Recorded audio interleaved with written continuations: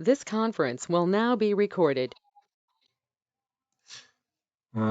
Before I start, any question?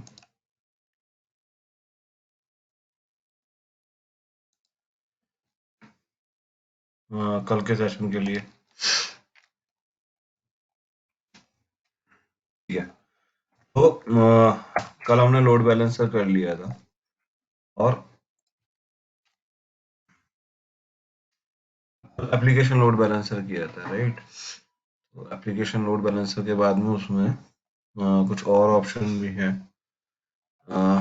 एक network load balancer है, उसको देखते हैं। Uh, hmm, Prashant, I actually increase the size of one disk. तो उसमें जब DFH करता हूँ तो अभी भी वही आता है, मतलब 8 GB जो एक्चुअल वो थी, और जो मैंने ग्रो डिस्क कमांड वाला ना, डिस्क वाला जो आप कह रहे हो, राइट। हाँ डिस्क वाले के लिए ना मैं आज एक वीडियो अभी अपलोड करूंगा। तो आज मैं ना आप लोगों को 2 वीडियो शेयर करूंगा, ठीक है। उसमें क्या है कि मैंने एक्सप्लेन कर दिया है। एक्चुअली जो लास्ट टाइम हम कर रहे थे ना, तो दैट वाज द कमांड्स वगैरह सब ठीक था, बट जो पार्टीशन नंबर था वो हमने गलत चूज किया था, जिसकी वजह से इशू आ रहा था। पार्टीशन 1 चूज कर रहे थे, एक्चुअली हमारा पार्टीशन 2 था। तो वो इशू नहीं है, मतलब आज ना मैंने एक वीडियो एक्चुअली डाला है, तो उस वो रेफर करना और वो आपका हो जाएगा। या मैं बीच में ना अभी टाइम रहेगा तो हम उसको कवर कर लेंगे, मैं आपको शो कर दूंगा। वो सिंपल वही सेम कमांड जो AWS का डॉक्यूमेंटेशन है वही यूज करना है और उसके थ्रू आप कर सकते हो। तो मैंने उसमें 2 वीडियोस हैं मिलेंगे आज आपको। उसमें एक है एक अगर आपको AWS नया वॉल्यूम ऐड करना है, ठीक है, तो नया हाँ वॉल्यूम ऐड के भी उसको रिफ्लेक्ट कराना होता है, तो उसको माउंट करना होता है। और एक वॉल्यूम और है, और दूसरा टास्क है जो हमारा, जो हम आप बात कर रहे हो, जिसमें हमें रिसाइज करना है, ठीक है। तो मैं चाहता हूँ कि ये दोनों टास्क ना आप लोग करो। रीजन बीइंग कि उसमें थोड़ा चैलेंज आएगा, ठीक है। हाँ, जब मतलब वो करोगे ना तो वो थोड़ा साइज तो इंक्रीज हो जाता है जब वो LSB के वो कमांड यूज करता हूँ, बट लेकिन जब DFH वो वाली कमांड यूज करता हूँ तो फिर वो 8 GB दिखाता है, वैसे 20 GB दिखा देता है। हाँ, तो LSBL के में जो दिखाता है ना उसको आप यूज नहीं कर सकते। मतलब आपका एक्चुअली जो स्पेस वो दिखाता है कि स्पेस अवेलेबल है, बट आप उसको यूज नहीं कर सकते। ये देखो, अगर विंडोज की टर्म में देखोगे जैसे, तो ये ऐसे है कि पार्टीशन तो बन गया लेकिन वो फॉर्मेट नहीं हुआ है, ठीक है। तो उसकी वजह से वो फॉर्मेट नहीं हुआ है और इसकी डिस्क नहीं बनी है। जैसे सी ड्राइव बनती है ना, ऐसे ही यहाँ पे डिस्क बनती है, तो अलग अलग माउंट फोल्डर बनते हैं। तो ये क्या हुआ है कि आपके पास पार्टीशन स्पेस तो आ गया है, बैकएंड में हार्डवेयर आ गया है, लेकिन जो उसका माउंट पॉइंट है वो नहीं बना है, ड्राइव नहीं बनी है। तो df-ht जो कमांड होती है वो डिस्क स्पेस देखने के लिए होती है। तो उसमें क्या है कि आपको 8 GB जो पुराने वाला है वही दिखा रहा होगा, वो नया वाला आपको नहीं दिखा रहा है। तो एक बार वीडियो देखना, ठीक है। वीडियो अगर देख के समझ में नहीं आता है, वीडियो देख के जस्ट फॉलो करना, ठीक है। पूरा कमांड एक एक दिया हुआ है उसमें मैंने, वो सिर्फ फॉलो करना। और उसके बाद नहीं होता है तो मैं कल नेक्स्ट क्लास में उसको पढ़ दूँ प्रैक्टिकली, ठीक है। क्योंकि काफी सारी चीजें ना, कुछ आपका टाइम आप जब खुद से करोगे ना तो उसमें आप थोड़ा चैलेंज आएगा और दिमाग फ्रेश होगा। तो वो असाइनमेंट है एक्चुअली। मैं चाहता हूँ कि ये दोनों आप असाइनमेंट की तरह करो, एक नया वॉल्यूम ऐड करना और एक रीसाइज करना, ठीक है। तो आज कर लो, आज वो कर लेना। अगर चैलेंज आएगा तो कल मैं इसको प्रैक्टिकली भी करके दिखा। एग्री? We are sure. ठीक है। क्योंकि प्रोडक्शन में ना ये रिक्वायरमेंट आती है, तो ये आपको खुद से करोगे तो मतलब ज्यादा मजा है।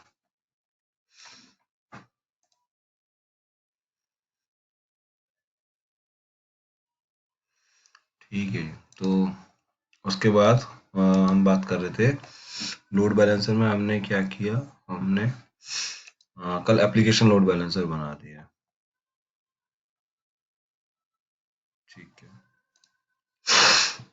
मेरे पास ये 3 सर्वर हैं बैकएंड में अभी भी, और ये तीनों सर्वर को मैंने एक टारगेट ग्रुप के अंदर ऐड किया हुआ है ना।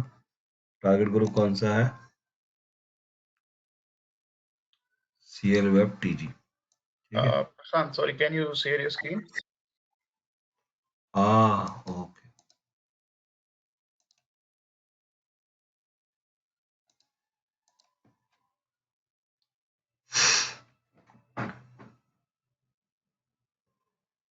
Are you able to see now? Yes. क्या, तो ये हमारे पास टारगेट ग्रुप आ गया, और एक मैंने टारगेट ग्रुप बनाया था। अगर मैं इस टारगेट ग्रुप को ओपन करता हूँ तो देखो मुझे ये पता लग जाता है कि कितने मेरे एनवायरनमेंट मेरा कैसा चल रहा है टारगेट ग्रुप के अकॉर्डिंगली। तो टारगेट ग्रुप में मैंने 3 सर्वर ऐड किए हुए, राइट, वेब सर्वर 1, 2 और 3। ठीक है, देन अभी देखोगे तो हेल्दी है, तीनों हेल्दी है, यानी तीनों से रिस्पॉन्स आ रहा है, यानी ट्रैफिक तीनों में डिस्ट्रीब्यूट होगा, अनहेल्दी कोई भी नहीं है अभी। ठीक है, किस पर रजिस्टर है ये, HTTP पोर्ट पर रजिस्टर्ड है, 80 नंबर पोर्ट। ठीक है, और मॉनिटरिंग कर सकते हो।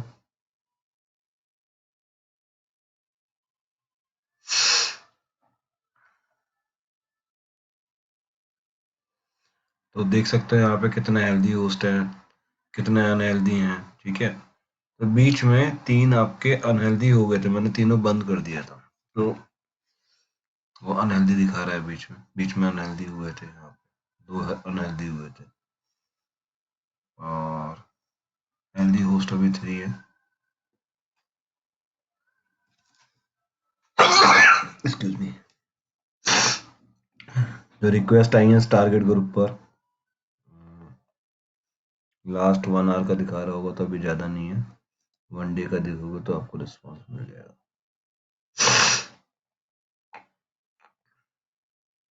ठीक है, तो कल ही जब इनिशियली हमने काम किया था तो हमारे पास 26 रिक्वेस्ट आई थी, राइट, तो ये भी आपके पास आ गया।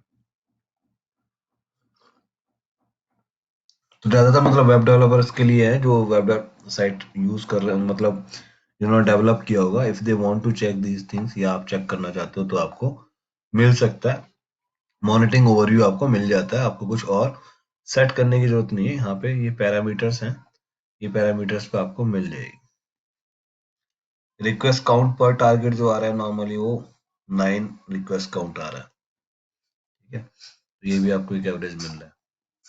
तो ये क्या सब होता है, ये सब मॉनिटरिंग पैरामीटर्स हैं। ठीक है, आप इसको कस्टमाइज भी कर सकते हो। तो when we will learn cloud watch, हम वहां पे देखेंगे कि कैसे और पैरामीटर्स अगर हमको ऐड करना है तो वो कर सकते हैं, बट एक एवरेज जो आपको बेसिक पैरामीटर्स हैं वो यहाँ पे मिल जाते हैं वाया कंसोल।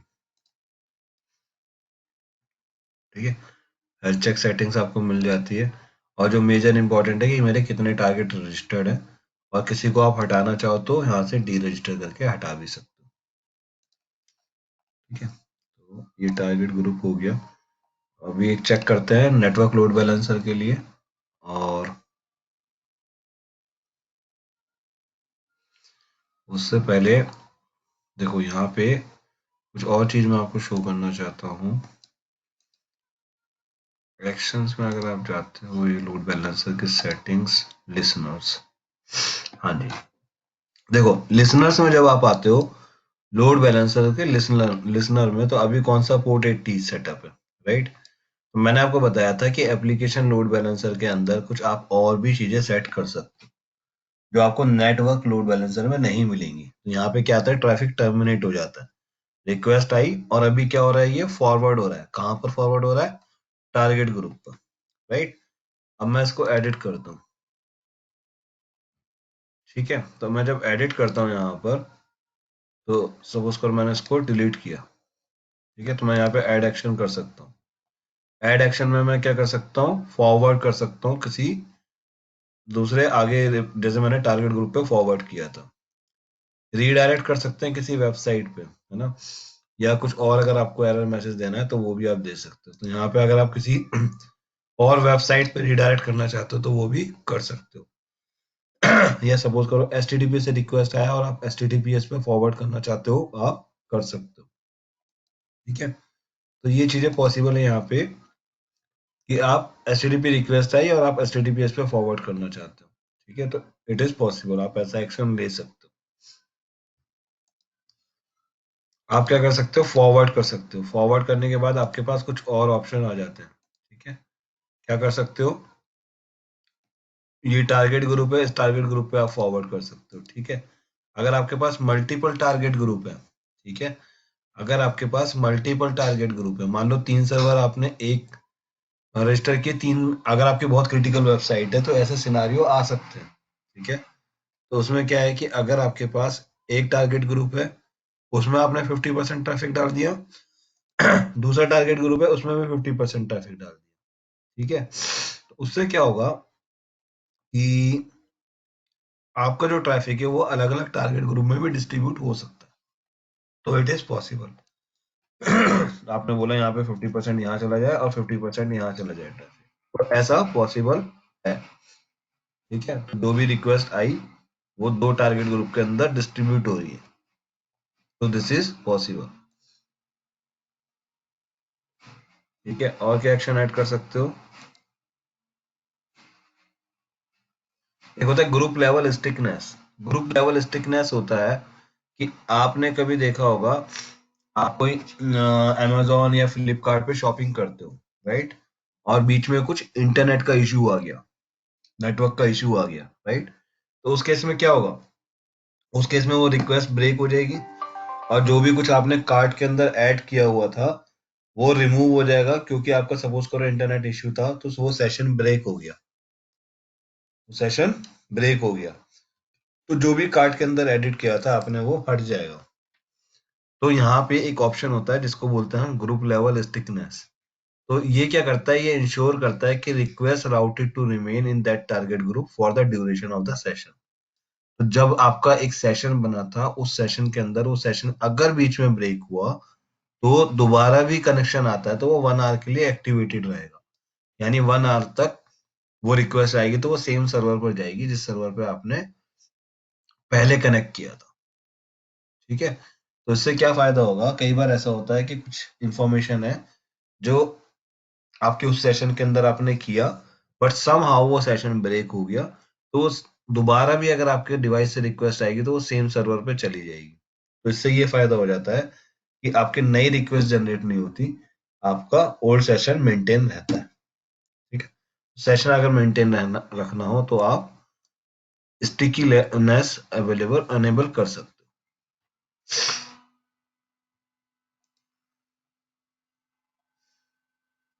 इसके बाद आप क्या कर सकते हो, HTTP एड एक्शन फॉरवर्ड,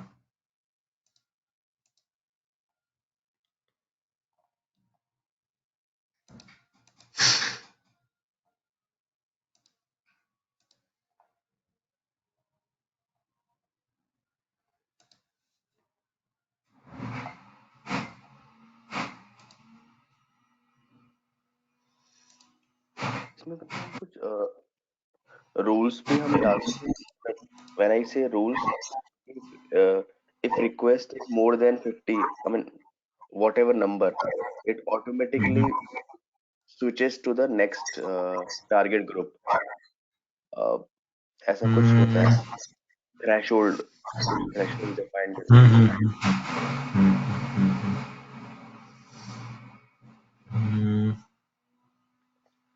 इसका मुझे आइडिया नहीं है, तो है। इसको ओके, देखना पड़ेगा, गूगल पे सर्च करोगे ना तो हो सकता है ठीक है, कि ये हो, बट आपको चेक करना पड़ेगा। ठीक ठीक है, ठीक है। ये हो जाएगा रिस्पॉन्स रेडी। हाँ, फिक्स रिस्पॉन्स, अगर आपको कुछ फिक्स रिस्पॉन्स देना है तो मतलब आपको 503 अगर कंडीशन बन रही है, 503 मतलब सर्वर एरर होता है कि सर्वर अवेलेबल नहीं है, तो इन दैट केस आप कुछ अपना फिक्स रिस्पॉन्स भी देते हो तो वो भी आप यहीं पर मेंशन कर सकते हो। ठीक है, तो ये कुछ इस तरीके के रूल्स हैं जो आप यहाँ पे सेटअप कर सकते हो। मल्टीपल टारगेट ग्रुप पे फॉरवर्ड कर सकते हो रिक्वेस्ट को, फिक्स रिस्पॉन्स फॉरवर्ड कर सकते हो। ठीक है, तो इस तरीके की चीजें आप यहाँ पे कर सकते हो। एक काम करते हैं, इसको मैं चेंज कर देता हूँ और फिलहाल मैं इसको सेम टारगेट ग्रुप पे रखता हूँ। टारगेट ग्रुप पे हमें डेटा ट्रांसफर करना है और इसको मैं अपडेट कर,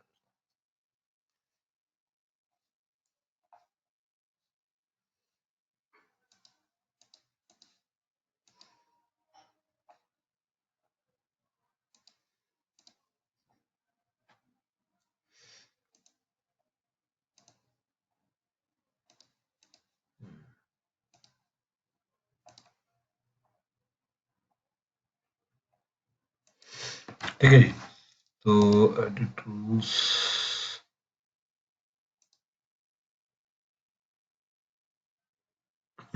this was I was looking actually. मेरे पास रूल फॉर कंडीशन,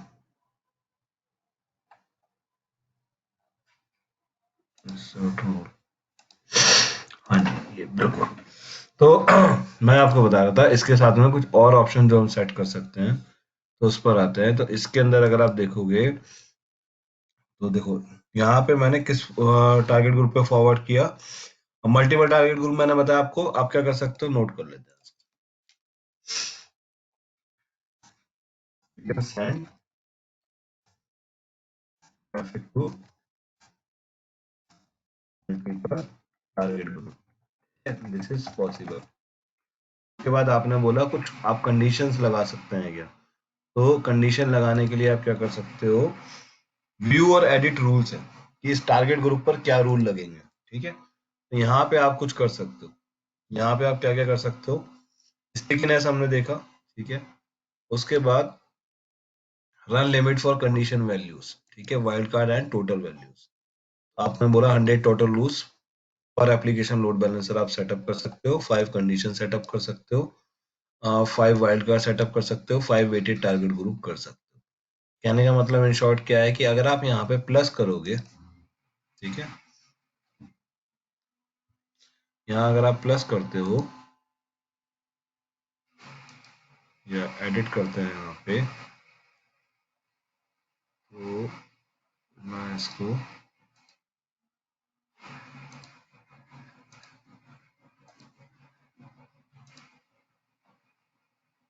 हाँ, इंसर्ट रूल पे अगर आप क्लिक करोगे, इंसर्ट रूल में आप कंडीशंस ऐड कर सकते हो, ठीक है। तो पाथ बेस्ड राउटिंग कर सकते हो। पाथ बेस्ड राउटिंग क्या होता है, अगर आप बोलते हो हैस्ट हेडर, जैसे ये पहला कंडीशन हो गया जैसे होस्ट हेडर, तो जब हम कुछ यूआरएल सेंड करते हैं, जब आप वेबसाइट ओपन करते हो, तो अभी तो आप डायरेक्ट वेबसाइट ओपन कर रहे हो, राइट। लेकिन अगर आप किसी एप्लीकेशन के थ्रू करते हो, किसी मोबाइल एप्लीकेशन के थ्रू या वेब एप्लीकेशन के थ्रू करते हो, तो उसमें वेब डेवलपर्स क्या करते हैं, कुछ कोड लगा देते हैं, कुछ हेडर की इंफॉर्मेशन साथ में पास करा देते हैं कि भाई इसका ओएस ये है, या कुछ और कंडीशन जो भी वो लगाना चाहते हैं, वो वेब डेवलपर आपको बता देगा कि क्या कंडीशन लगानी है। तो उसमें हम कुछ वैल्यू पास करा देते हैं हेडर में, और उसके बाद हम कुछ एक्शन ऐड कर देते हैं। तो एक्शन क्या ऐड कर देते हैं कि किस पर फॉरवर्ड हो, ठीक है। तो जैसे मैंने कुछ यहाँ पे एक्शन फॉरवर्ड कर दिया कि अगर ओएस जो है, मतलब ये जस्ट एग्जांपल दे रहा हूँ क्योंकि हेडर का जो फॉर्मेट है वो मुझे इतने अच्छे से नहीं बता पाऊंगा, बट वेब डेवलपर आपको बता देगा वो। तो ओएस है, अगर लाइनक्स है, ठीक है, तो वो रिक्वेस्ट कहाँ पर फॉरवर्ड हो जाए, वो रिक्वेस्ट जो भी आपने मल्टीपल टारगेट ग्रुप बना सकते हो और दूसरे वाले टारगेट ग्रुप पे फॉरवर्ड कर सकते हो, ठीक है। अगर ओएस आपका विंडोज है, तो वो दूसरे टारगेट ग्रुप पे, विंडोज वाले टारगेट ग्रुप पे फॉरवर्ड हो जाए। तो ऐसी चीजें आप कर सकते हो सेटअप, ठीक है। तो यहाँ पे हेडर बेस्ड जो इंफॉर्मेशन है उसके अकॉर्डिंगली आप कुछ रूल सेटअप कर सकते हो, ठीक है। और ग्रुप लेवल स्टिकनेस आप इनेबल करना चाहो तो कर सकते हो, नहीं तो नहीं, ठीक है। तो ये मैं आपको बता रहा था कि इस तरीके के रूल्स जो है वो आप सिर्फ यहाँ पर ही सेट कर सकते हो, ठीक है। और कंडीशन ऐड कर सकते हो, जैसे पाथ बेस्ड राउटिंग हो गई कि अगर इस पाथ से आ रहा है, ठीक है, मान लो आपका एक अबाउट अस पेज है, आपकी रिक्वेस्ट अगर अबाउट अस से आ रही है, तो उस पे वो कुछ ऐसा एक्शन ले सकता है, ठीक है। तो अलग अलग टाइप के एक्शंस हैं जो आप कर सकते हो इन एप्लीकेशन लोड बैलेंसर। ये आपको ऑप्शंस देता है। कुछ आपका सोर्स आईपी फिक्स है कि अगर इस आईपी से रिक्वेस्ट आ रही है तो इसको इस टारगेट ग्रुप पे फॉरवर्ड करना है, ठीक है। तो अगर इस तरीके की कंडीशंस आ रही हैं, आपकी कुछ अलग कंडीशन आप लगाना चाहते हो, तो यू कैन डू दैट। ठीक है, तो ये आपके पास कुछ ऑप्शंस होते हैं जिसमें प्राइमरी लाइक होस्ट हेडर हम यूज करते हैं, या पाथ बेस्ड राउटिंग यूज कर लेते हैं, या हम सोर्स आईपी यूज करते हैं कि भाई सोर्स आईपी अगर ये है तो हम इसको पर्टिकुलर्स पर फॉरवर्ड करेंगे। तो ऐसी चीजें आपको सिर्फ एप्लीकेशन लोड बैलेंसर में मिलेगी। ठीक है, तो ये इसके लिए क्या करना होता है, जो आपने लिसनर लगाया है, लिसनर में जाके आपको व्यू और एडिट रूल्स में क्लिक करना होगा। ठीक है, यहाँ पे आपको ये रूल्स मिल जाते हैं।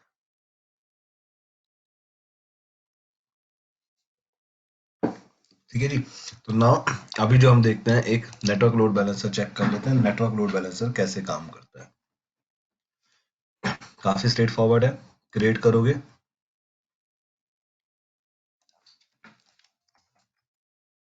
ये network load balancer internet facing IPv4 है, डिफॉल्ट VPC ले रहे हैं, मेरे रिसोर्सेज 2B के अंदर है, मैं 2A रख लेता हूँ बट मेरे रिसोर्सेज 2B के अंदर है।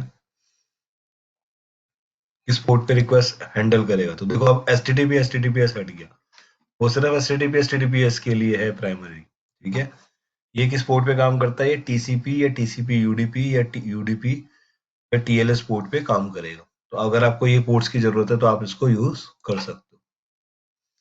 ठीक है, तो मैंने बोला यहाँ पे कि मेरा 80 पोर्ट है और इसको ये कहाँ फॉरवर्ड कर दे, तो आपने एक, क्योंकि मेरा वो अभी यूज हो रहा है, जो टारगेट ग्रुप है वो मेरा यूज हो रहा है, तो इसके लिए क्या कर सकते हैं,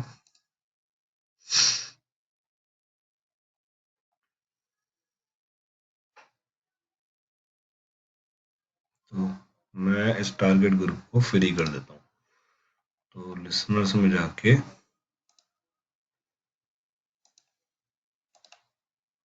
ठीक है जी, तो अभी मेरे पास कोई भी लिसनर यहाँ पे नहीं है।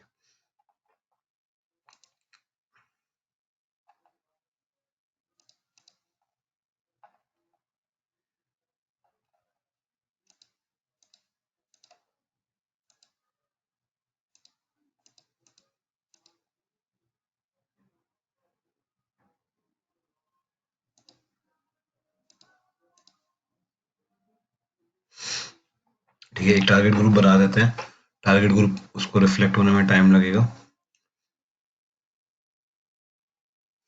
मैं क्या करता हूँ, अगेन इंस्टांस बेसिस पे चाहिए मुझे, ठीक है, और नेक्स्ट करते हैं, target group name CL network target group. ठीक है, नेक्स्ट, सर्वर ऐड कर दिया, इस सर्वर को रजिस्टर करना है, टारगेट ग्रुप क्रिएट कर दिया। ठीक है, अब मेरे पास एप्लीकेशन के लिए अलग हो गया और नेटवर्क लोड बैलेंसर के लिए अलग हो गया। ठीक है, तो अब देखते हैं यहाँ पे, अब ये हो जाना चाहिए।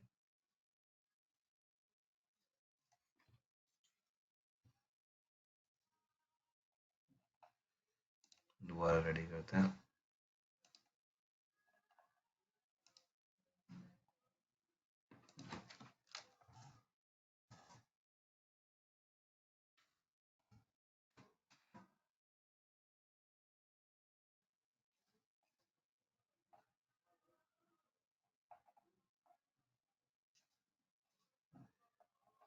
ये जो सर्वर्स बनाए हुए हैं, इनमें है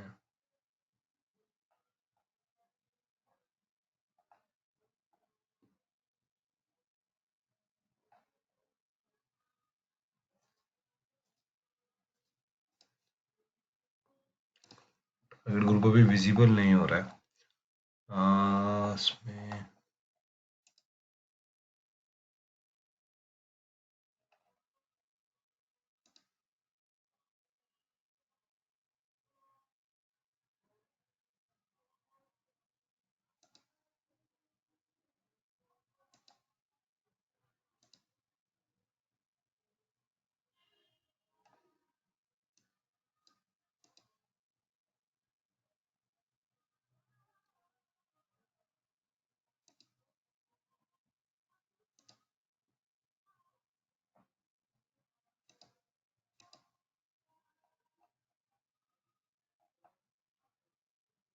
ये बन गया है। एक मिनट देना गाइस। हाँ,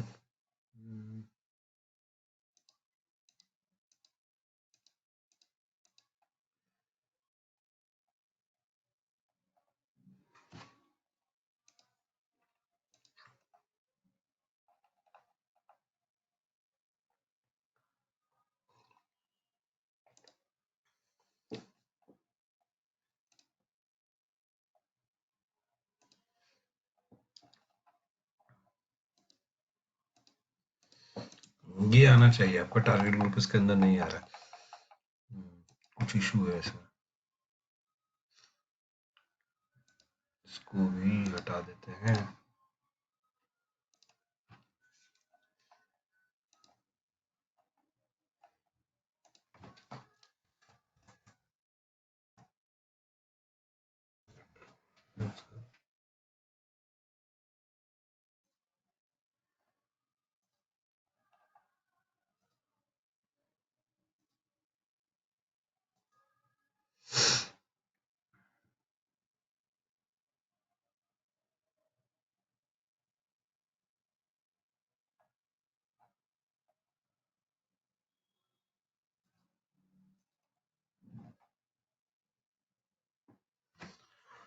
आई एम नॉट श्योर, ये डायरेक्ट आपका आना चाहिए। आपने अगर टारगेट ग्रुप बनाया है तो आपके पास ये One डायरेक्ट task आएगा। today, daily exercise to reduce weight. तो Started from 15 August at 6:30 a.m. तो आपको एक टारगेट ग्रुप यहाँ पे आप बना सकते हो और वो टारगेट ग्रुप आपका रिफ्लेक्ट करता है, बट ये somehow इसके अंदर रिफ्लेक्ट नहीं कर रहा है। मैं चेक करूंगा और आई विल टेल यू कि इसके ये क्या इशू हो रहा है यहाँ पे, बट होपफुली कोई इशू तो नहीं आना चाहिए।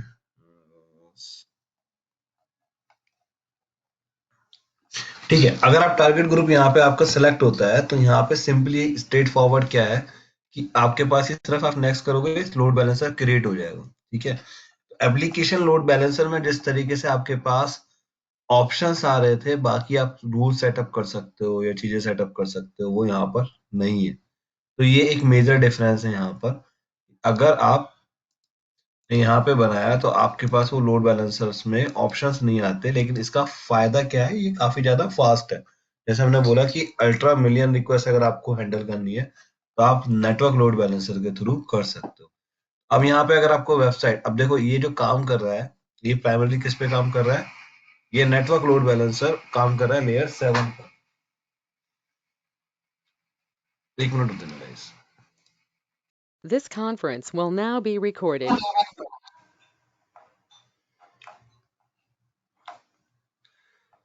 ठीक है, तो ये आपका ये क्यों नहीं आ रहा, और गूगल में ट्राई करते हैं।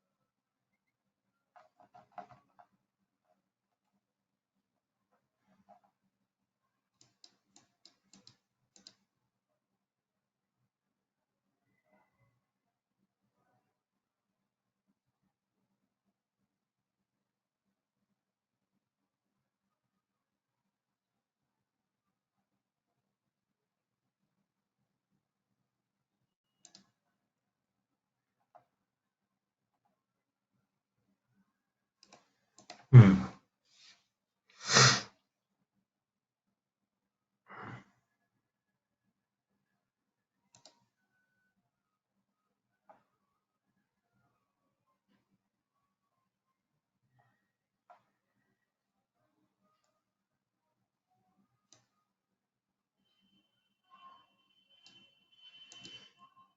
तो होपफुली ये जो है इशू था क्योंकि हमने टारगेट ग्रुप को ALB में यूज किया हुआ था, इसलिए ये नहीं इसमें आपको विजिबल हो रहा था। होपफुली यही रहना चाहिए। आप भी एक बार क्रिएट करके देखना। तो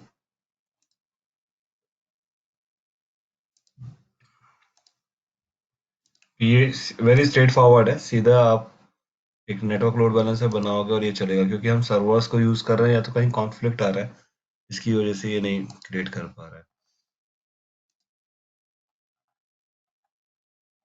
network load balancer US,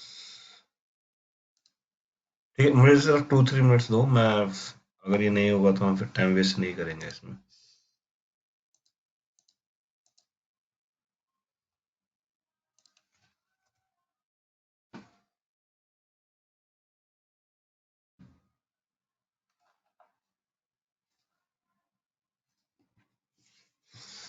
port पर ऐड कर दिया है।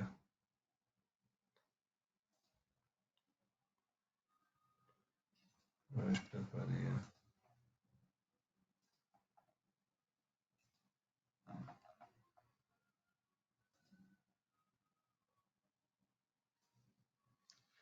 ठीक है, तो इसको किया है आइडली, ये आपका नेटवर्क लोड बैलेंसर बन गया। क्रिएट नेटवर्क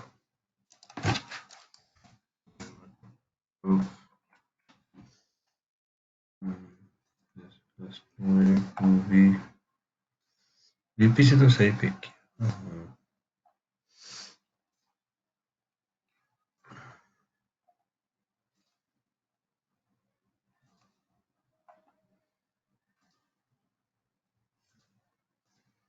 ठीक है, no issue. So I check this और मैं अपडेट करूंगा। मीनवाइल अगर पॉसिबल हो तो आप भी ट्राई करना, सेम स्ट्रेट फॉरवर्ड प्रोसेस है और एप्लीकेशन लोड बैलेंसर से इजी है। तो आप लोग बना के देखना कि आपके पास भी सेम एरर आ रहा है या कुछ डिफरेंट है, and I will try at my and also कि इसमें क्या इशू हुआ। बट आपको सिर्फ सिंपली ये सिलेक्ट करके इसको फॉरवर्ड क्रिएट करना है और आपका नेटवर्क लोड बैलेंसर रेडी हो जाएगा। ठीक है, तो ये आपके पास दो नेट लोड बैलेंसर्स सबसे ज्यादा यूज होते हैं, और सेम उसमें भी ऐसे ही रहेगा जैसे आपने एप्लीकेशन लोड बैलेंसर में बनाया था। एक आपका DNS आउटपुट आ जाएगा, और उस जो हमारे पास DNS नेम है वो हमारा आउटपुट है।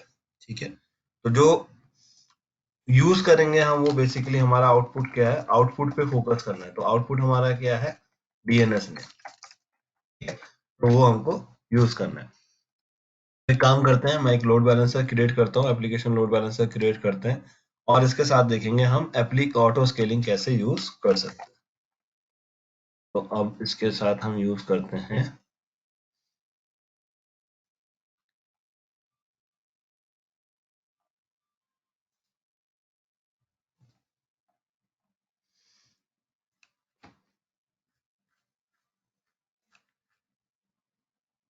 ठीक है, एक मैंने एप्लीकेशन लोड बैलेंसर बना दिया और इसके साथ हम ऑटो स्केलिंग को यूज करेंगे। ऑटो स्केलिंग यूज करने के लिए आपके पास जाओगे, लोड बैलेंसर के दो पार्ट थे, load balancer net target group दोनों कंप्लीट हो गया। इसके अंदर आप जाते हो तो ऑटो स्केलिंग में भी दो पार्ट है, एक पार्ट है लॉन्च कॉन्फ़िगरेशन, दूसरा पार्ट है auto scaling group. Launch configuration,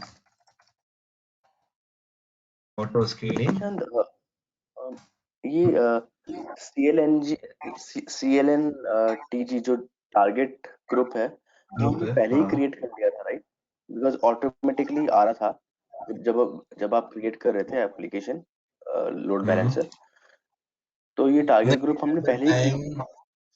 नहीं, ये एक टारगेट ग्रुप जो NTG वाला है, ये तो मैंने अभी बनाया हाँ था।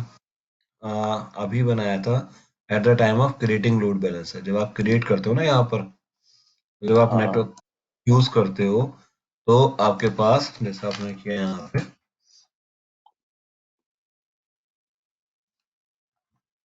तो आपके पास ये ऑप्शन आता है क्रिएट टारगेट ग्रुप। तो मैंने करेक्ट। क्रिएट टारगेट ग्रुप पे क्लिक किया था, तो ये आपके लिए एक नया कंसोल खोल देगा टारगेट ग्रुप वाला। लेफ्ट हैंड पैनल पे देखोगे तो टारगेट ग्रुप पर जाएगा, और यहाँ से आपने एक नया टारगेट ग्रुप बना दोगे। तो मैंने वही किया था, मैंने यहाँ पे एक ओके। नया टारगेट बना दिया था, उसका नाम दिया था, शायद आपसे मिस हो गया होगा, उस टाइम पे मैंने एक टारगेट ग्रुप बना दिया था। Okay okay okay okay, think I got the point. अभी हुआ क्या था, अच्छा एक बार मैं चेक कर लेता हूँ। ये जो टारगेट ग्रुप है, मैं नया बना रहा हूँ, ठीक है। तो यहाँ पे मैंने पोर्ट जो चूज किया, अब मैं टीसीपी चूज किया, ठीक है। मैंने अर्लियर जो है एचटीटीपी पोर्ट यूज किया था, तो वो एचटीटीपी पोर्ट एप्लीकेशन पोर्ट जो समझता है, एप्लीकेशन लोड बैलेंसर जो समझता है, वो एचटीटीपी समझता है। अभी एक नया टारगेट ग्रुप बनाते हैं, उसके अंदर मैं टीसीपी यूज करता हूँ, ठीक है। नेटवर्क लोड बैलेंसर टीसीपी को समझेगा, तो एक बार देखते हैं, शायद ये इशू हो सकता है। तो एक और टारगेट ग्रुप बनाया मैंने, और इसका नाम रख देते हैं सीएल सेकंड टारगेट ग्रुप, ठीक है। अब के बाद मैंने टीसीपी पोर्ट चूज किया। तो यहाँ पे प्रोटोकॉल आप चूज करते हो, तो बाय डिफॉल्ट जैसे एचटीटीपी ट्रैफिक है, HTTP traffic application load balancer understand करेगा। तो यहाँ पे टीसीपी जो नेटवर्क लोड बैलेंसर जो है, वो बाकी सारे पोर्ट को अंडरस्टैंड करता है। बाकी सारे में कौन से, टीसीपी, टीएलएस, यूडीपी और टीसीपी यूडीपी, ठीक है। उसके बाद जो थर्ड था, वो गेटवे लोड बैलेंसर है, वो जिनीफ पोर्ट को यूज करता है, ठीक है। तो वो गेटवे लोड बैलेंसर आपका थर्ड पार्टी एप्लीकेशंस को, जैसे फायरवॉल एक्सेट्रा को सपोर्ट करता है। तो अगर हमें नेटवर्क लोड बैलेंसर यूज करना है, तो हम टीसीपी पोर्ट सिलेक्ट करेंगे यहाँ पर। नेक्स्ट, सर्वर सेट किए, मैंने एक नया टारगेट ग्रुप बना दिया, ठीक है। और अब देखते हैं एक नेटवर्क लोड बैलेंसर भी बना के,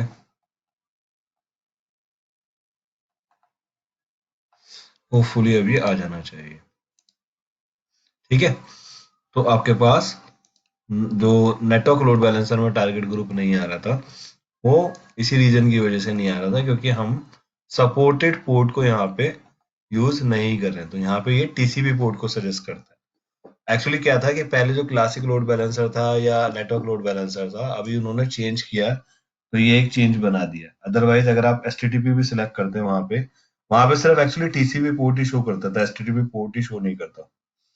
लेकिन अभी उन्होंने नया ऑप्शन ऐड कर दिया, तो वो एचटीटीपी पोर्ट को भी दिखा रहा है। तो इस रीजन की वजह से यहाँ पे कंफ्यूजन हुआ।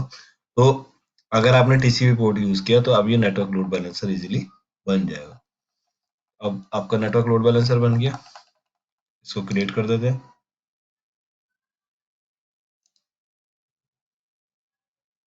ठीक है। तो ये मेरे पास, अगर मैंने एक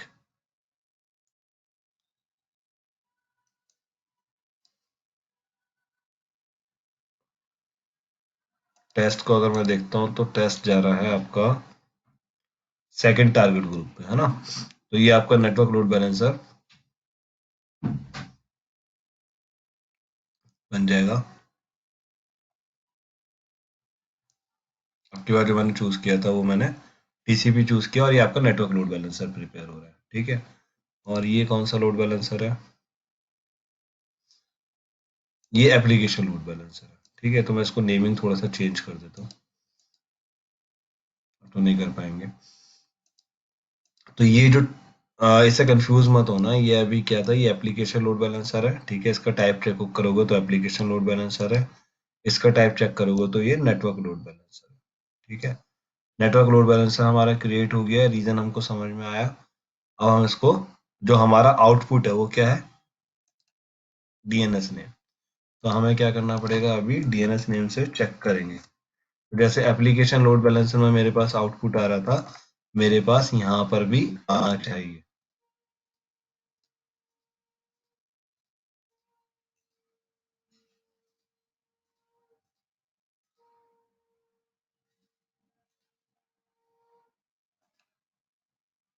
अभी प्रोविजनिंग है, अभी तो मेरे पास फेलियर है।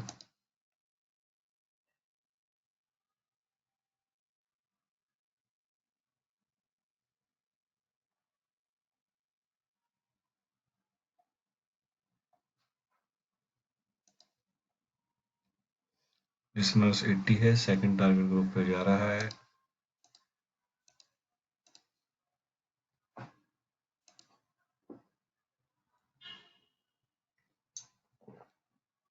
इसके लिए जो टारगेट ग्रुप बनाया था एक बार उसको देखते हैं क्या स्टेटस चल रहा है।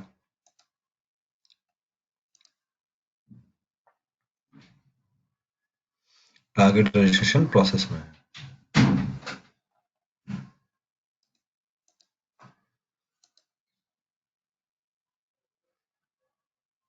ओके, स्टांस लेवल पे क्या चल रहा है? ठीक है, स्टांस अप है।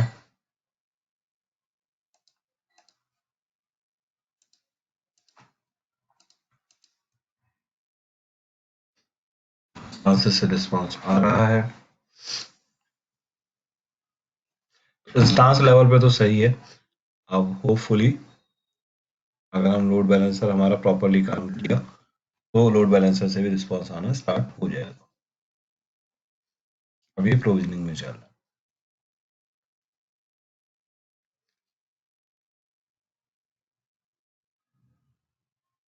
ठीक है, इसको रेडी होने देते हैं। तब तक हम ऑटो स्केलिंग वाले कंसेप्ट्स को प्रॉपर कर लेते हैं। इतनी देर में ये आपका प्रोविजनिंग से स्टेटस जब एक्टिव हो जाएगा और जब हमारे सर्वर्स रजिस्टर हो जाएंगे then it should start working. ठीक है, बट आई होप कंसेप्ट आपको समझ में आ गया होगा कि नेटवर्क लोड बैलेंसर आप चूज करोगे और वहां पे पोर्ट टीसीपी चूज करोगे। बाकी स्ट्रेट फॉरवर्ड जैसे आपने एप्लीकेशन लोड बैलेंसर में बनाया वैसे ही आप यहाँ पे इसको यूज कर सकते हो। ठीक है, एनी क्वेश्चंस? ठीक है, तो अब ऑटो स्केलिंग की बात करते हैं। अब मुझे अगर ऑटो स्केलिंग बनाना है तो ऑटो स्केलिंग में दो पार्ट है, एक है लॉन्च कॉन्फ़िगरेशन, दूसरा है ऑटो स्केलिंग। लॉन्च कॉन्फ़िगरेशन में मैंने आपको बताया था कि हमने जब कल बात कर रहे थे ऑटो स्केलिंग की तो मैं बताया था उसमें आपको कि हम एक AMI चूज कर लेते हैं या हम एक कॉन्फ़िगरेशन चूज कर लेते हैं। कि नया सर्वर जब बिल्ड होगा, जब लोड इंक्रीज हुआ तो एक नया सर्वर बिल्ड होगा, तो वो नया सर्वर की कॉन्फ़िगरेशन क्या है? ठीक है, नए सर्वर की कॉन्फ़िगरेशन क्या है वो मुझे चूज करना है। तो उसको कॉन्फ़िगरेशन को कहाँ रखूंगा मैं? लॉन्च कॉन्फ़िगरेशन के। ठीक है, उसके बाद मैं ऑटो स्केलिंग ग्रुप की सेटिंग करूंगा कि मुझे क्या करना है। तो यहाँ पे जाते हैं लॉन्च कॉन्फ़िगरेशन में और लॉन्च कॉन्फ़िगरेशन में मेरे पास ऑलरेडी एक कॉन्फ़िगरेशन है, मैं उसको डिलीट कर देता हूँ। ठीक है, अब एक नया लॉन्च कॉन्फ़िगरेशन हम रेडी करेंगे। ठीक है, तो क्रिएट लॉन्च कॉन्फ़िगरेशन पे क्लिक किया। इसमें मैंने बोला CL ऑटो स्केलिंग कॉन्फ़िगरेशन। ठीक है, CL auto scaling web configuration. ठीक है, अब आप ये सिलेक्ट करोगे कि किस इमेज से आपको चूज करना है। ठीक है, तो आपके पास क्या क्या इमेजेस अवेलेबल है? एक तो मैंने अपना इमेज बनाया रखा है, ठीक है, जिसमें मेरा ये वेब सर्वर होस्टेड है, जो मेरे पास ये आउटपुट आ रहा है। ठीक है, तो मैं इस AMI को यूज कर सकता हूँ, मैंने ये AMI बनाया था। ठीक है, या आप चाहो तो मार्केट प्लेस में जो AMI अवेलेबल है वो भी यूज कर सकते हो। जैसे अगर आप चाहते हो लिनक्स सर्वर की AMI को यूज करना या आप चाहते हो विंडोज सर्वर की AMI को यूज करना, तो हर AMI का एक नंबर होता है। आप मार्केट प्लेस में जाओ और वहां से आप इसको पिक कर सकते हो। ठीक है, तो ये सारी मार्केट प्लेस वाली AMI भी अवेलेबल यहाँ पर रहेंगी। बट नॉर्मली जैसे मेरा केस है या नॉर्मली प्रोडक्शन में जो रिक्वायरमेंट होता है, आपने कुछ कस्टमाइज AMI बनाया हुआ है और आप उसको यूज करोगे, तो मुझे तो ये वेब सर्वर चाहिए ना। मेरी अगर सपोज करो एक प्रॉपर वेबसाइट होस्टेड है, यहाँ पे फ्लिपकार्ट होस्टेड है या अमेजोन होस्टेड है या कोई और वेबसाइट होस्टेड है, मुझे तो वो वेबसाइट का कंटेंट चाहिए। उसके लिए मैं क्या करूंगा, उस वेबसाइट की एक AMI बना दूंगा। मैंने एक AMI बना के रख ली और उसको चूज कर लिया। ठीक है, तो मेरी AMI सिलेक्ट हो गई है। अब इंस्टांस टाइप क्या बनेगा? इंस्टांस टाइप क्या बनेगा? T2.micro। मुझे कौन सी इंस्टांस चाहिए यहाँ पे? T2.micro, क्योंकि वो फ्री टायर में कवर होगी। बट अगर आप प्रोडक्शन में यूज कर रहे हो तो इट कुड बी M4.large या T2.large। मतलब आप यूज कर सकते हो, जैसे यहाँ पे 2 CPUs हैं और 8 GB रैम मुझे मिलता है M4.large कॉन्फ़िगरेशन। तो हो सकता है मेरी रिक्वायरमेंट ये हो। ठीक है, तो जो भी आपके कॉन्फ़िगरेशन की रिक्वायरमेंट है आप वो चूज कर सकते हो। मुझे क्या चाहिए यहाँ पे? मुझे सैंपल टेस्ट कर रहा हूँ तो मेरे T2.micro से काम हो जाएगा। ठीक है, देन इसके बाद IAM रोल क्या चाहिए आपको, ये सब चीजें ऑप्शनल है। ठीक है, एडिशनल है, ये ऑप्शनल है। तो मुझे जो सर्वर मैं सेटअप कर रहा हूँ वो t2.micro कर रहा हूँ, ये वेब सर्वर होगा, ठीक है। उसके बाद अगर कुछ एडिशनल ऑप्शन सेटअप करना है तो आप कर सकते हो। तो आई थिंक मेरे पास और कुछ एडिशनल ऑप्शन मुझे नहीं चाहिए। उसके बाद आता है स्टोरेज का ऑप्शन। तो दो स्टोरेज मुझे मिल रहे हैं यहाँ पे 10 और 15 GB, क्योंकि मेरी AMI के अंदर थी, तो ठीक है, I am good with it. अगर आप इंक्रीज करना चाहते हो तो साइज इंक्रीज कर सकते हो, डिक्रीज पॉसिबल नहीं है। सिक्योरिटी ग्रुप, तो सिक्योरिटी ग्रुप मेरे पास है लाइनक्स का सिक्योरिटी ग्रुप, जिसमें मुझे दोनों पोर्ट मिल जाते हैं, 80 और 22 जो मुझे चाहिए, तो मैं इस सिक्योरिटी ग्रुप को यूज कर लेता हूँ। की पेयर कौन सा यूज करना है, तो ये जो कॉन्फ़िगरेशन यूज करेगी, ये एक की पेयर यूज करेगी ओरेगन वाला, क्योंकि मेरे पास ओरेगन की है, ठीक है। तो अब मेरी कॉन्फ़िगरेशन रेडी हो गई, मेरी AMI ये बनेगी, मेरा सर्वर t2.micro होगा, मेरे पास दो स्टोरेज होंगी, मेरे पास ये सिक्योरिटी ग्रुप यूज होगा, और मेरे पास ये की पेयर यूज होगा, ठीक है। लॉन्च कॉन्फ़िगरेशन रेडी हो गई, इसको लॉन्च कर। अब इस AMI में क्या कंटेंट है, ये वेब वाला कंटेंट है, ठीक है। तो इसको चेक करेंगे, फर्स्ट पार्ट हमारा रेडी हो गया है, कॉन्फ़िगरेशन हमारी तैयार है। अगर कभी कॉन्फ़िगरेशन में चेंज करना चाहो तो यहाँ से पॉसिबल नहीं होती, तो आपको क्या करना पड़ता है, इसको डिलीट करना है और नया रेडी करना है, या इसको कॉपी कर लो और फिर कॉपी होने के बाद जब इसकी नई कॉपी तैयार हो जाए तो उसी के अंदर जो भी आप चेंज करना चाहते हो वो कर सकते हो, कॉन्फ़िगरेशन पिक हो जाएगी। जैसे अगर मैंने कॉपी कर दिया तो ये क्या करेगा, जो ऑप्शन है वो बाय डिफॉल्ट उठा लिए। अब जो ऑप्शन आपको चेंज करना है, जैसे सिक्योरिटी ग्रुप चेंज करना है, तो वो यहाँ से कर सकते हो। तो ऐसे ही कॉन्फ़िगरेशन को आप मॉडिफाई कर सकते हो, डायरेक्ट मॉडिफाई का ऑप्शन यहाँ पर नहीं होता है, ठीक है। तो कॉन्फ़िगरेशन रेडी हो गई है, अब हम जाते हैं ऑटो स्केलिंग ग्रुप पर।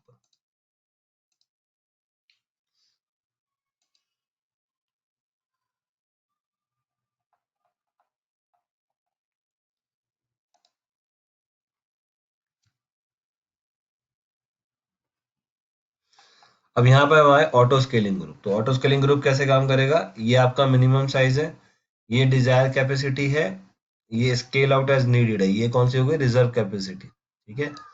डिजायर कैपेसिटी क्या हो गई, डिजायर कैपेसिटी हो गई कि आप चाहते हो कि आपके एवरी टाइम 2 सर्वर्स रन करें, ठीक है। अगर किसी केस में कोई इश्यू आ जाता है तो मिनिमम 1 सर्वर तो रन करे ही करे, ठीक है। ऐसा आप मिनिमम साइज भी सेटअप कर सकते हो, और जो मैक्सिमम साइज है total value desired plus reserve.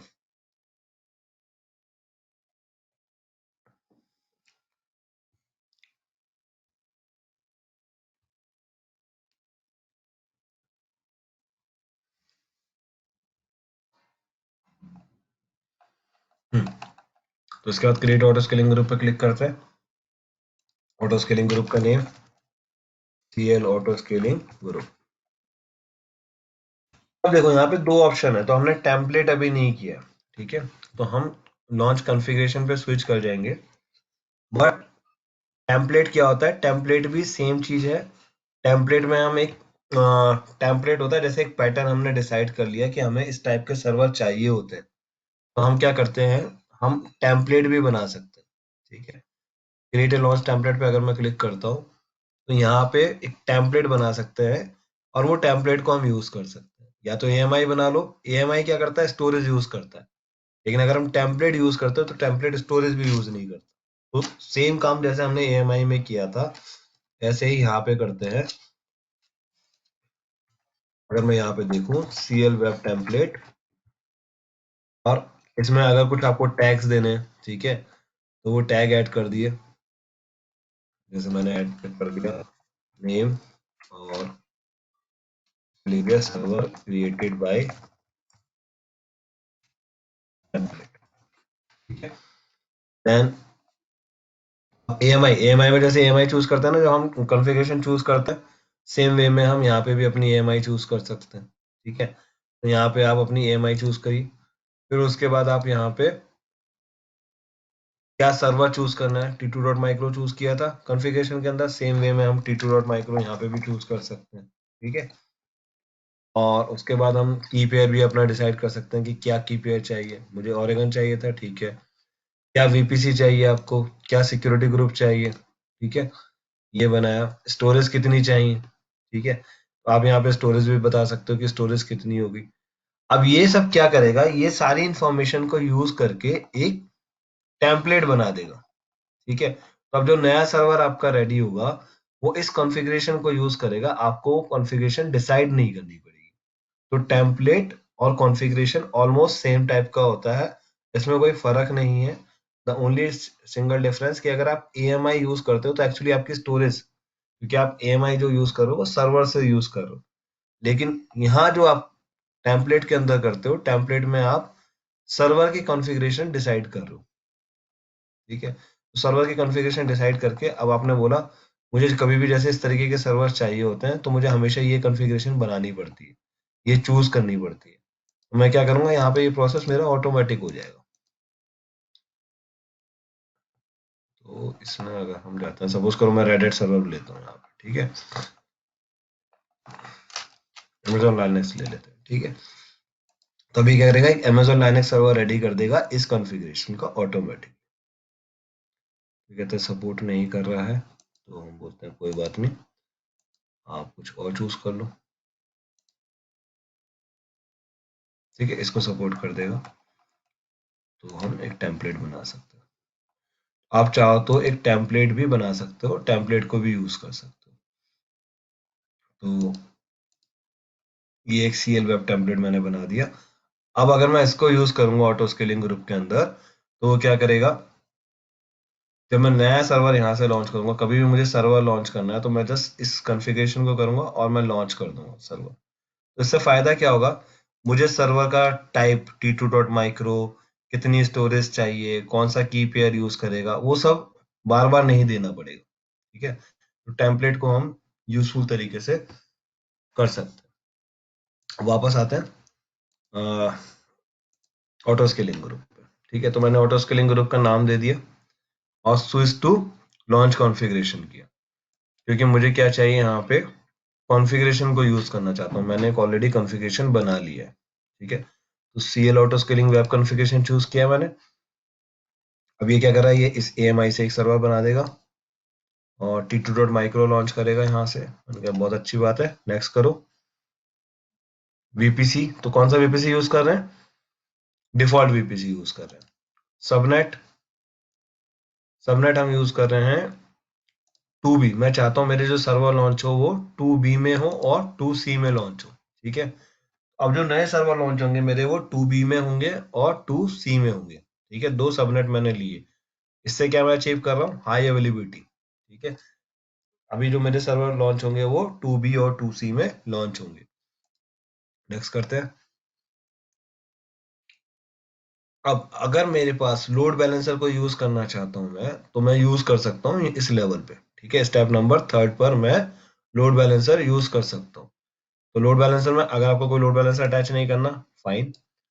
अगर आप चाहते हो कि कोई करंट लोड बैलेंसर का ट्रैफिक यहाँ पर आ जाए, तो मेरे पास कौन सा ट्रैफिक आ सकता है, मेरे पास ये ट्रैफिक आ सकता है, ठीक है। तो देखो मेरा DNS चल गया, नेटवर्क लोड बैलेंसर चल गया, जो हमने टेस्ट करके बनाया था। तो मैं चाहता हूं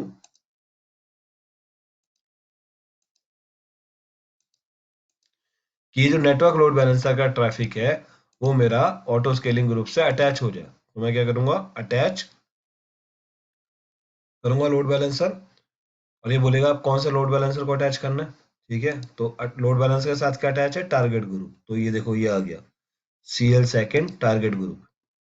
तो ये मेरा लोड बैलेंसर अटैच हो जाएगा नेटवर्क वाला, ठीक है। जो ये टारगेट ग्रुप बनाया था हमने, किसके लिए बनाया था, नेटवर्क लोड बैलेंसर के लिए।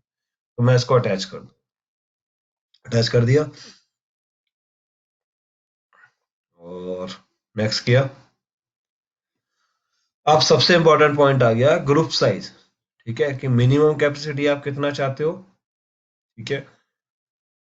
डिजायर कैपेसिटी कितना चाहते हो, मिनिमम कितना चाहते हो, और मैक्सिमम कितना चाहते हो, ठीक है। तो मैं चाहता हूं कि मेरे दो सर्वर हमेशा रनिंग में रहें, ठीक है, दो सर्वर हमेशा रनिंग में रहें, और मिनिमम कैपेसिटी जो जाए वो 1 तक जाए, ठीक है। या एक काम करते हैं, डिजायर कैपेसिटी कर देते हैं 4, ठीक है। तो मैं चाहता हूं कि मेरे मिनिमम डिजायर कैपेसिटी 4 रहे, मेरे हमेशा 4 सर्वर चलते रहे।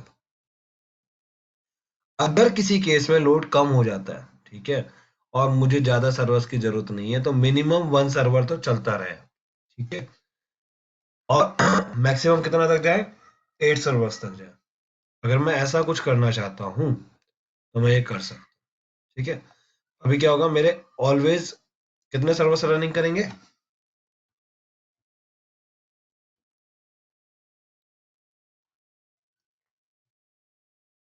Hello hello, am I audible? Yes. अभी एट दिस टाइम कितने सर्वर्स रन करेंगे, अगर मैं फोर्स सेटअप करता हूँ डिजायर कैपेसिटी, 4 वो सर्वर्स मेरे हमेशा रन करेंगे। अगर लोड कम होता है तो मिनिमम कितने पे चले जाएंगे, ठीक है, और अगर लोड ज्यादा होता है तो कितने चले जाएंगे, 8 पर, ठीक है। तो ये ऑटो स्केलिंग ऑटोमेटिकली सेटअप। अब एक काम करते हैं, हमारे कुछ ऑलरेडी सर्वर्स रनिंग थे, ठीक है, क्योंकि मैंने एक लोड बैलेंसर ऑलरेडी बनाया हुआ है, हम उन सर्वर्स को डिलीट कर देते हैं, ठीक है, टर्मिनेट कर देते हैं। तो ऑटो स्केलिंग का देखो बेनिफिट क्लियर समझ में आएगा। इन सर्वर्स को हम क्या करते हैं, इनको रिमूव कर देते हैं।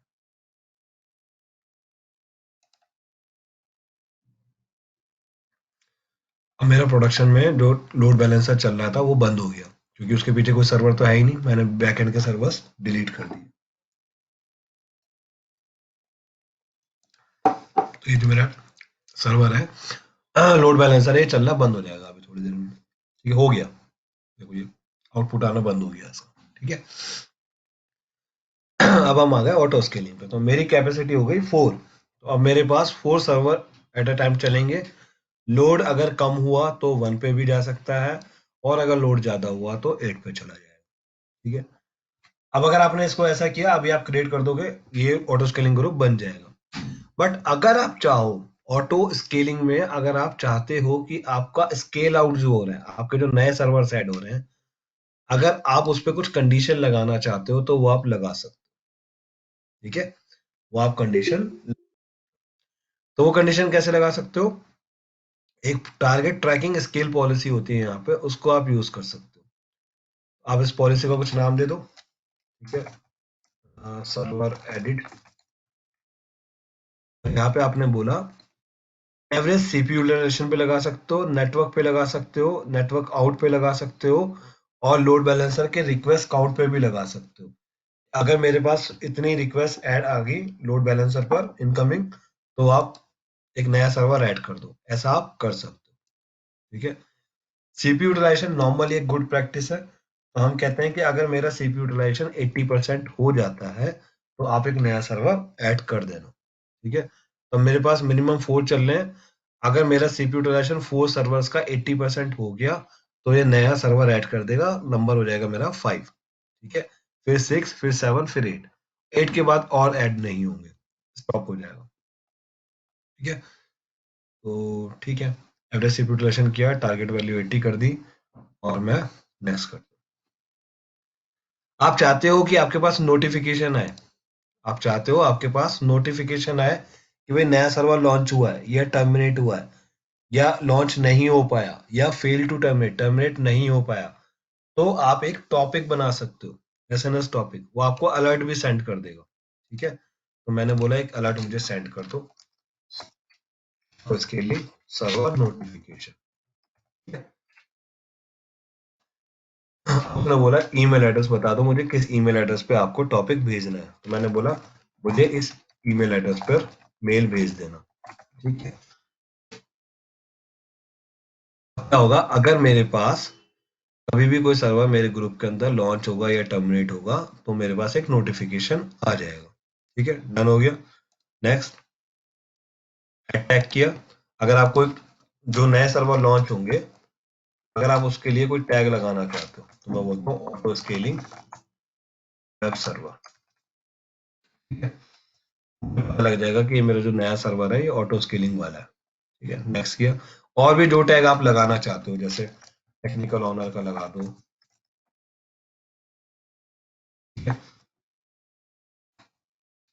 टैग नंबर दे दो,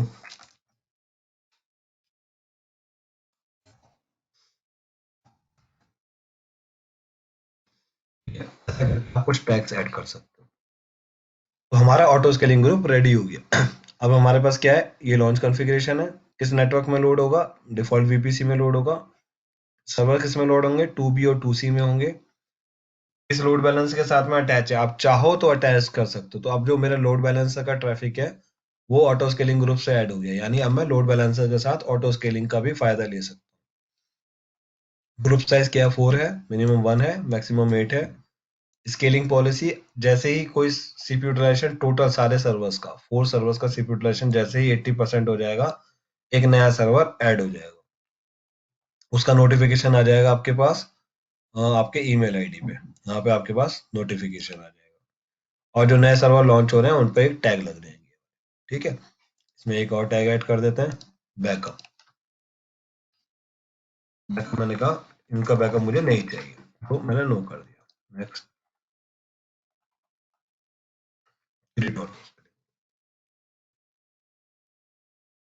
अब मेरे पास ये ऑटो स्केलिंग ग्रुप रेडी हो गया। ठीक है, जो भी स्टेटस है मैं वो यहाँ से देख सकता हूँ।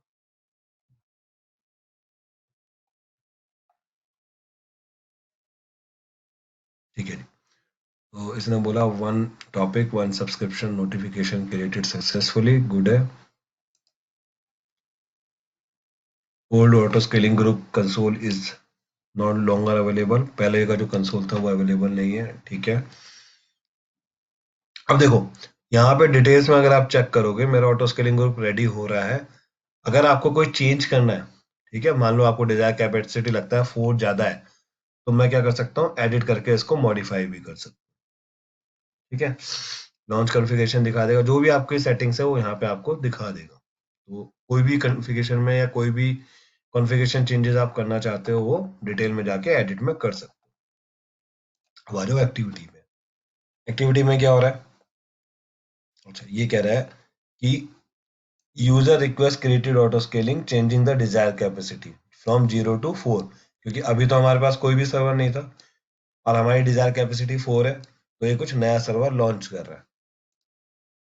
तो इंस्टांसेस में जाते हैं और इसको रिफ्रेश करते हैं।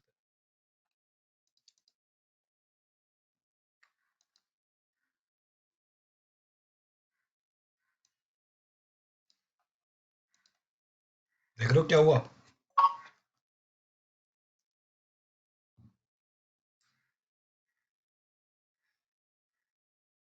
हाँ जी, यस नो मे बी, हमारे नए 4 सर्वर लॉन्च हो गए। ठीक है, हाँ क्योंकि मैंने ये बोला था कि मेरे पास जो डिजायर कैपेसिटी है वो 4 सर्वर्स की हो। ठीक है, तो अभी मेरे पास 4 servers at a time running हो गए। क्या ये सर्वर मैंने लॉन्च किए?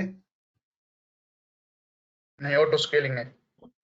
ऑटो स्केलिंग ने लॉन्च कर दिया है ना। तो हम्म, अब आप समझ रहे हो कि काम कितना इजी हो गया। जो मुझे वेबसाइट बनानी थी, अगर सपोज करो मेरी इस पे कोई क्रिटिकल वेबसाइट होस्टेड है, वो वेबसाइट ऑटोमेटिकली रेडी हो गई। किसको यूज किया उसने, AMI फीचर को यूज किया और उसकी हेल्प के साथ में ये वेबसाइट ऑटोमेटिकली रेडी हो गई। और ऑटोमेटिकली तो रेडी हुई हुई हाईली अवेलेबल हो गई, क्योंकि यहाँ पे 4 सर्वर से बैकअप है और परफॉर्मेंस भी अच्छी है, क्योंकि ये लोड बैलेंसर से अटैच है। तो मेरा जो भी लोड आ रहा है वो डिस्ट्रीब्यूट हो जाएगा अमंग दिस 4 सर्वर्स। ठीक है, और अगर कोई सर्वर में इशू आता है तो वो भी auto scaling automatically take care कर लेगा। ठीक है, तो एक बार ट्राई करते हैं। अभी अगर मैं देखता हूँ लोड बैलेंसर मेरा अभी चलना बंद हो गया था। ठीक है, अब देखना अगर मैं इसको दोबारा चलाता हूँ तो अभी तो इनिशियलाइज हो रहा है, तो थोड़ा टाइम लेगा, लेकिन ओवर द टाइम क्या होगा, ये जब सर्वर्स रेडी हो जाएंगे, 2x2 चेक पास हो गया है, ये सर्वर रेडी हो गया। ठीक है, एक सर्वर को खोलते हैं और इसका IP चेक करते हैं। कॉपी किया,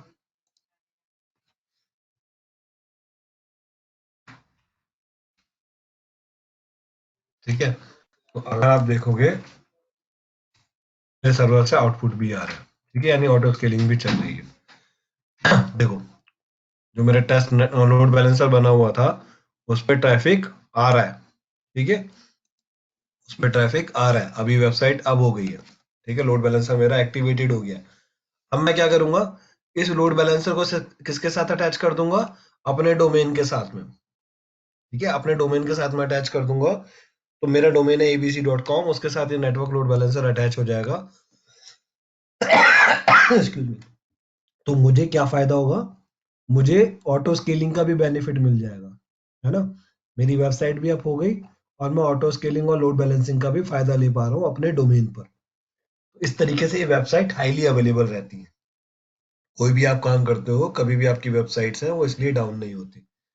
अभी मेरा वेबसाइट चल रहा है और देखो अभी सबका आउटपुट एक ही आएगा जितनी बार भी मैं रिफ्रेश करूंगा। रीजन बीइंग क्योंकि अब तो उसने AMI को यूज किया था, AMI के अंदर तो मेरा यही कंटेंट था, राइट।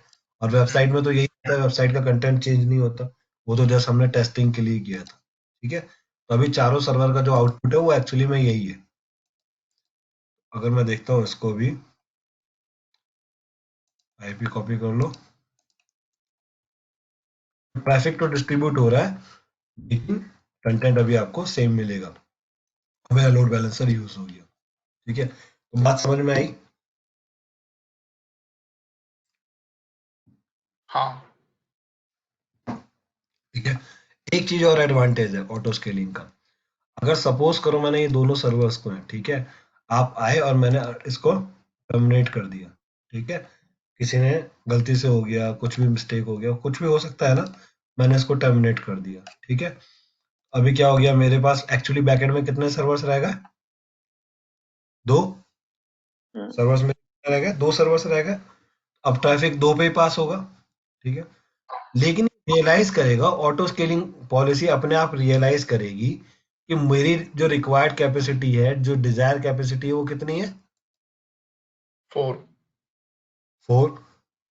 तो ये देखेगा कि ऑटो स्केलिंग में तो मेरे पास है नहीं, मेरे पास तो रनिंग तो दो ही सर्वर है। तो वो ये चेक करेगा जैसे ही उसको ये फील होगा।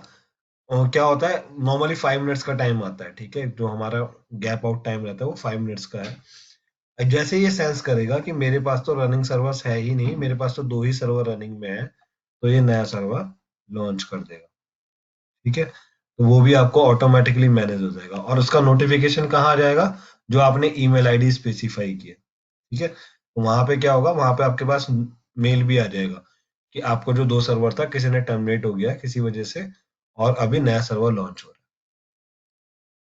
ठीक है। अभी देखो तो एक्टिविटी क्या हुई है, अभी हमारे पास ये चारों सर्वर लॉन्च हुए, 0 to 4 लॉन्च होके मैट हो गया, डन है, ठीक है। अभी और कुछ नहीं हुआ। तो अभी क्या किया, अभी उसको सेंस नहीं हुआ कि भाई मेरा कुछ एक सर्वर डाउन हो गया। तो अभी आप थोड़ी देर में जब रिफ्रेश करोगे, देखो अभी आ गया अलर्ट, ठीक है। तो ये क्या बोला, एक one instance has been taken out of the service in response of EC2 health check, ठीक है। EC2 हेल्थ चेक को थोड़ा सा तो टाइम लगेगा ना चेक करने के लिए। अब देखा उसने कि भाई ये तो चल नहीं रहा है, तो उसने बोला ये इंस्टांस जो है टर्मिनेट हो चुकी है। तो उसने क्या किया इसके रिस्पॉन्स में, ठीक है, उसने जैसे ही देखा ये इंस्टांस टर्मिनेट हो गई है, इसके रिस्पॉन्स में उसने एक नया इंस्टांस लॉन्च कर दिया, ठीक है। तो उसके इंस्टांस की डिटेल भी दे दी, FC13 है लास्ट में, कि ये नया सर्वर मैंने लॉन्च कर दिया, अब मेरी कैपेसिटी 3 to 4 हो गई है। मतलब मेरी 2 to 4 कर दी थी किसी ने, अब मैं 3 to 4 पर आ गई हूँ, ठीक है। अगर आप यहाँ पे देखोगे तो आपका एक नया सर्वर लॉन्च हो रहा होगा, FC13 वाला, चेक कर लेते हैं, ठीक है जी। तो देखो एक नया सर्वर इनिशियलाइज हो गया, FC13 वाला। समझ रहे हो क्या कमाल का फीचर है।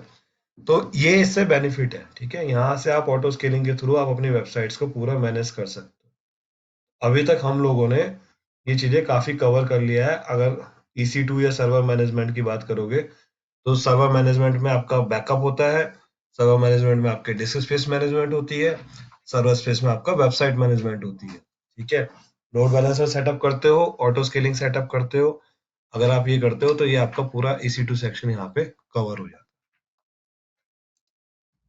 ठीक है। तो ऑटो स्केलिंग के थोड़े और फीचर देखेंगे कल, डिटेल में और चेक करेंगे। मतलब ये तो हो गया है, एक्चुअली काम यही रहता है। अब आप लोगों को प्रैक्टिस करना है, इसका प्रैक्टिस करो और उसके बाद कुछ क्वेश्चंस लेंगे इसके, और थोड़ा सा और कुछ अगर ऑप्शन डिग आउट कर सकते हैं तो वो भी करेंगे। अब ये चारों सर्वर रेडी हैं, तो अभी देखो अभी मेरे ख्याल से एक और सर्वर रेडी हो जाएगा। ये अभी स्टॉप दिखा रहा नहीं, ये दूसरा है, टर्मिनेट है। तो अभी दूसरा एक सर्वर भी रेडी होने वाला है। अभी जैसे इसको सेंस मिलेगा आपको एक और अलर्ट मिल जाएगा और एक नया सर्वर रेडी हो जाएगा। अच्छा, रीजन बीइंग क्योंकि अभी सर्वर्स पे लोड नहीं है, ठीक है, तो मिनिमम कैपेसिटी हमने सेट कर रखी है ना 1। तो वो क्या देख रहा है कि अभी तो मेरे पास इतना लोड नहीं है कि मुझे 4 सर्वर की जरूरत पड़े, ठीक है, तो वो खुद ही सेंस कर रहा है और इसलिए उसने एक सर्वर और लॉन्च नहीं करेगा अभी, ठीक है, क्योंकि मेरी मिनिमम कैपेसिटी मैच कर रही है। अगर आप चाहते हो तो उसको सेम रख सकते हो, लाइक अगर आप चाहते हो कि हमेशा आपके 4 सर्वर चले ही चले, तो आप मिनिमम बोलोगे कि मिनिमम 4 सर्वर आप सेट कर दो, मिनिमम वैल्यू 1 to 4 कर दो। अभी मैंने 1 किया हुआ है, तो मेरा सर्वर वो देख रहा है कि मेरा यूटिलाइजेशन इतना नहीं है, तो वो 1 पे ही मेंटेन करे, 3 पे मेंटेन करेगा वेबसाइट। वो चाहता है कि आपका पैसा एक्स्ट्रा खर्च ना हो। तो ये भी एक यहाँ पे सेंस है, ठीक है। हाँ, तो तो अभी अगर इनमें से चलो टर्मिनेट हो जाता है चलो। या तो कर देते हैं हम्म, हम, हम्म, हम्म। तो फिर नहीं करेगा ना extra launch, because 8 maximum capacity थी। 8, हाँ, हाँ नहीं दोबारा बोलो, मैं क्वेश्चन समझा नहीं, आप दोबारा बोलो। सर, मैं कह रहा हूँ जैसे पहले 4 टर्मिनेट हुए तो उसकी जगह दूसरे 4 आए, उस 4 के बाद अगर मान लो दोबारा से 2 टर्मिनेट हो जाते हैं हम्म। और नहीं 4 नहीं मिनिमम। नहीं नहीं नहीं नहीं, गलत समझ रहे हो। इसमें क्या है कि आपके जो मैक्सिमम कैपेसिटी 8 है, मतलब सर्वर लॉन्च करने की मैक्सिमम कैपेसिटी 8 नहीं है कि वो 8 ही सर्वर लॉन्च करेगा, उसमें से आपने टर्मिनेट कर दिया तो वो उसको काउंट कर रहा है, ओके नहीं। Okay okay okay okay maximum 8 server run कर सकते हैं at a time, okay yes okay. At a time, 8 server run करेंगे, मतलब आपकी जो मैक्सिमम कॉस्ट जाएगी वो कितनी जाएगी, 8 सर्वर की जाएगी कॉस्ट मैक्सिमम, ठीक है। एट ए टाइम अगर लोड बढ़ गया तो वो 8 सर्वर्स तक जाएगा, उसके बाद अगर आपकी साइट क्रैश होती हो तो हो जाए। Got okay my okay point? Yes thanks. इसलिए तो हाई अवेलेबिलिटी अचीव कर रहे हैं। क्यों व्हाट्सएप या ये फेसबुक क्यों क्रैश हुआ? उन्होंने कुछ कैपेसिटी डिसाइड किया हुआ था, बहुत अच्छा कैपेसिटी है ना, बट वो फेल हो गया मैक्सिमम लिमिट, तो इसलिए तो वो डाउन अचानक से इतने यूजर उनके कैसे बढ़ सकते हैं? उनके तो मतलब हो डिटरमाइन कैसे क्या कर होगा सकते ना, हैं इतना, बैक इतने एंड, हाँ यूजर तो, डबल हो गए? हाँ तो आप देखते कहाँ हो, कभी आप सुनते हो कि डाउन हुआ? ये रीजन भी कभी बिल्कुल एकदम लिमिट कभी होता है ना, हैकर्स और ये सब इतने सारे मेहनत कर रहे होते हैं लोग, कभी सक्सेस हो जाता है। अदरवाइज आप देखोगे तो स्टेबिलिटी काफी ज्यादा है। अब तो आप नॉर्मल वेबसाइट भी चलाओ तो उसकी भी स्केलेबिलिटी ज्यादा है, पहले ये सब चीजों में बहुत इशू आते थे, वेबसाइट डाउन हो रहा है, कुछ इशू है इस तरीके ओके ओके का। तो आज ऑटो स्केलिंग करो, लोड बैलेंसिंग करो, ऑटो बहुत ही कंसेप्ट है, और ये बहुत जरूरी है, मतलब इसके क्वेश्चंस आते हैं एग्जाम में भी और इंटरव्यू में भी बहुत।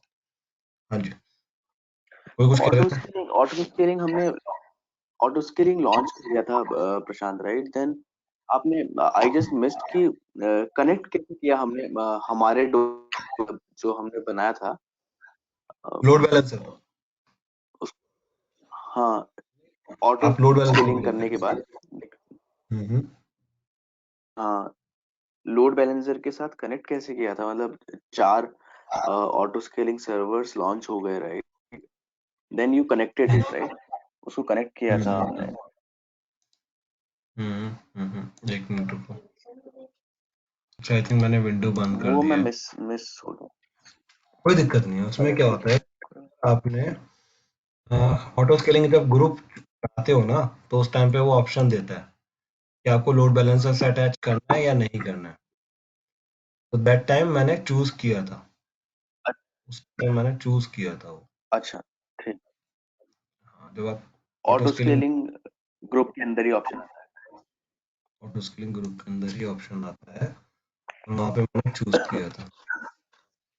स्टेप नंबर 4 है वो, ठीक है, आप आओगे ना वो आपको बिल्कुल क्लियर हो जाएगा। एक मिनट रुको, मैं देखता हूँ अगर ये मिल जाएगा तो। D8 7D, ठीक है, आज की क्लास मतलब कंप्लीट हो गई है। If somebody want to leave, feel free to leave। और एक बार देख लेते हैं।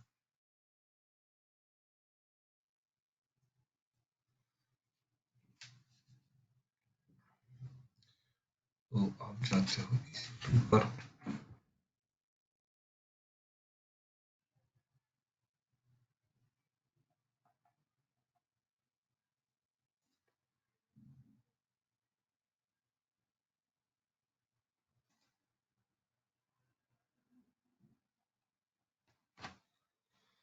जब आप ऑटो स्केलिंग ग्रुप यहाँ पे क्लिक करते हो तो इसके बाद आपके पास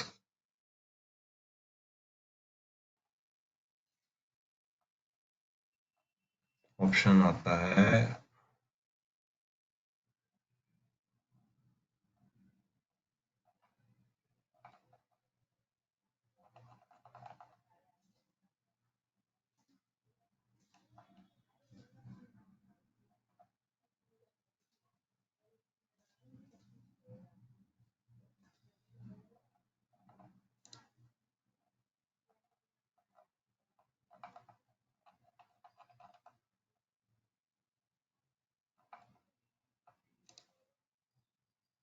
एक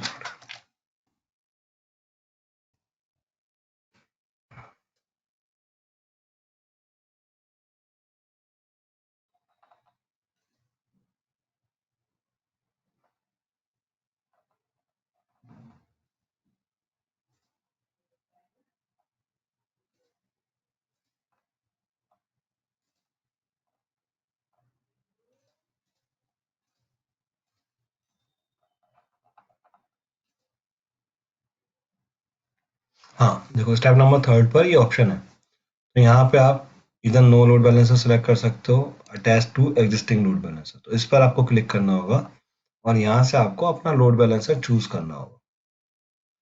अगर आपके पास ओके क्लासिक लोड है तो वो यूज करोगे, क्लासिक हम यूज नहीं कर रहे हैं नॉर्मली, तो अभी हम लोड बैलेंसर का जो टारगेट ग्रुप हमने बनाया था, टारगेट ग्रुप मैंने कौन सा बनाया था, एक सीएल सेकंड टारगेट ग्रुप बनाया था, है ना, ये नेटवर्क लोड बैलेंसर के लिए बनाया था मैंने। ऊपर वाला जो है वो एप्लीकेशन लोड बैलेंसर के लिए, ये मैं चूज ठीक करूंगा यहाँ पे, ऐसे ही मैंने इसको सिलेक्ट करूंगा, ठीक है।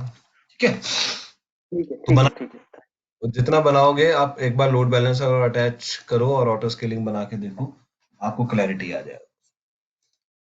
फिर कल क्वेश्चन लेते हैं और आगे के इसमें जो पॉइंट है कुछ अगर मिसिंग हो रहा होगा तो वो करेंगे, अदरवाइज लोड बैलेंसर और ऑटो स्केलिंग का एक कल प्रैक्टिकल सेशन करें।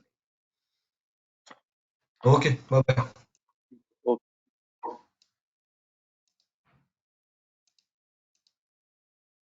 बाय प्रशांत। Bye bye.